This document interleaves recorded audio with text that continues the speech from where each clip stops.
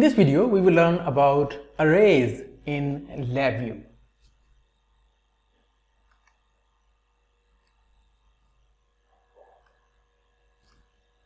We can use arrays to group elements of the same type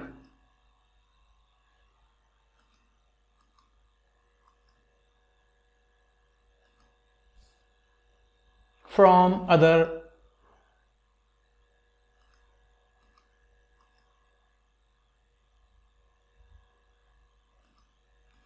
controls. For example, this is now an array of numerics and this is an array of string indicators.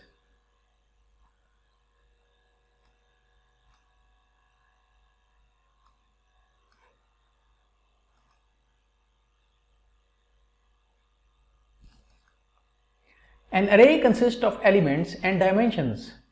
Elements are the data that make up the array. For example, this is an array of numerics. This is an array of strings.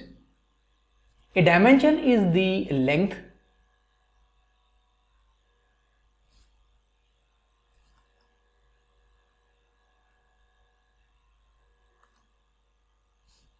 height, or depth of an array.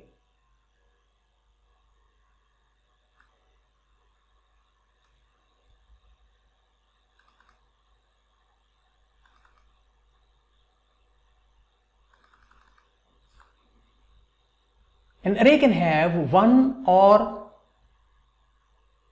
more dimensions and as many as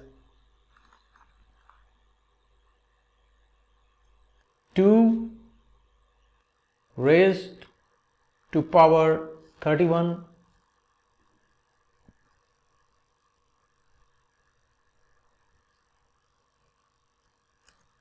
minus 1.